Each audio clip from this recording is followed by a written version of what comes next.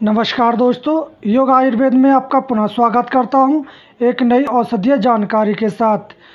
तो दोस्तों, आपने अपने रोड के किनारे या घरों के अगल बगल में बहुत सारे आक के मदार के पौधे देखे होंगे, मगर उसके हम औषधीय गुणों से अवगत होते और उनके फायदों के बारे में हम नहीं जानते। तो ये आक रंग भेद में दो प्रकार के होते हैं, एक सफ़ेद कलर का और दूसरा ये या बैंगनी कलर का माना जाता है। तो ज़्यादातर हमें ये दो प्रकार के आँख या मदार देखने को मिलते हैं। ये ज़्यादा ऊंचा नहीं होता है, करीब 4 से 12 फीट ऊंचा हो सकता है। और इसकी एक ख़ास पहचान होती है, इसके पत्ते सॉफ्ट और भूरे होते हैं और इनके तोड़ने पर एक दूध सा निकलता है। तो आप इसको पत्ते को तोड़ें तो उस दूध से थोड़ा आप बच के रहें। अगर आपके कोमल अंगों पर कहीं पड़ जाता है तो जलन और दाह हो सकती है। तो इस आग के कुछ मैं आपको अनुभूत या उपयोगी प्रयोग बताने वाला हूं। आप हमारे चैनल पर पहली बार आए हैं तो आप हमारे चैनल को सब्सक्राइब करें और बेल आइकन को क्लिक करें ताकि आने वाली जानकारी आपको सबसे पहले मिल सके। टाइफाइड बुखार होने पर आप इनके आक के 4 से 5 फूलों को ले लें और उन फूलों को 1 कप पानी में शाम को आप भिगो के रख दें और सुबह उस पानी को आप छानकर खाली पेट पी लेते हैं। 4 से 5 दिन में आपका टाइफाइड बुखार में लाभ हो जाता है। आप इसकी नई कलियों को करीब 1 से 2 नई जो कोपल होती हैं, छोटी वाली करीब हमारे हाथों के अंगूठे के बराबर जो कोपल होती है, उसको 1 से 2 कोपल को आप पान में रखकर खा लेते हैं तो आपके 3 दिन के प्रयोग करने से आपकी पीलिया दूर हो जाती है या जलोदर बीमारी में जो बुखार रहता है हर वक्त, वो बुखार भी छूट जाता है। आँखों में लालामी या लालपन होने पर या जलन होने पर आप इस आक के दूध को पैरों के अंगूठे में आप लगा देते हैं 3 से 5 दिन लगातार, तो आपकी आँखों की लालामी दूर हो जाती है।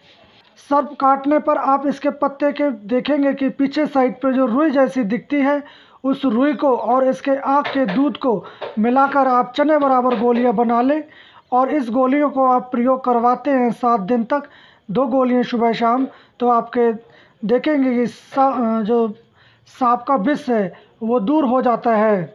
आपको कहीं किसी गर्म चीज़ से या आग से कहीं भी आपका शरीर पर आप जल जाते हैं तो आप ऐसे जले में 5 से 7 मिनट के अंदर अगर आप आग के पत्ते को बांध देते हैं तो आपके उस जगह जलन दाह नहीं होती और फफोले भी नहीं पड़ते हैं।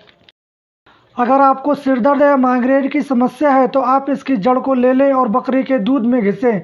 जब घिसते घिसते दूध गाढ़ा हो जाए, आप उस दूध को 1 से 2 बूंद नाक में डाल देते हैं। इससे आपका सर दर्द में तुरंत आराम हो जाता है। जिन लोगों की एड़ी में दर्द होता है, डॉक्टर कहते हैं कि इनका हड्डी बढ़ गई है, तो ऐसे में आप इस आक का प्रयोग कर सकते हैं। आपको करना क्या होता है कि आप इसके आक के पत्ते ले लें 1 से 2 और जिस तरफ से ये चिकने होते हैं उस तरफ से आप इसमें गाय का देसी घी या सरसों का तेल लगा के तवे पे थोड़ा गरम करके और आप बांध देते हैं शाम को और ऊपर से थोड़ी सी गरम पट्टी लगा देते हैं। तो देखेंगे आप 4 से 5 दिन में ही आपका एड़ी का दर्द समाप्त हो जाता है। अगर जिन भाइयों को पीलिया की शिकायत रहती है वो आप इसकी जड़ को उखेड़ लें, उसकी 1 इंच के बराबर 7 या 11 लकड़ी कर लें और उसकी माला बनाकर आप गले में धारण कर लेते हैं। उससे आपकी पीलिया भी दूर हो जाती है।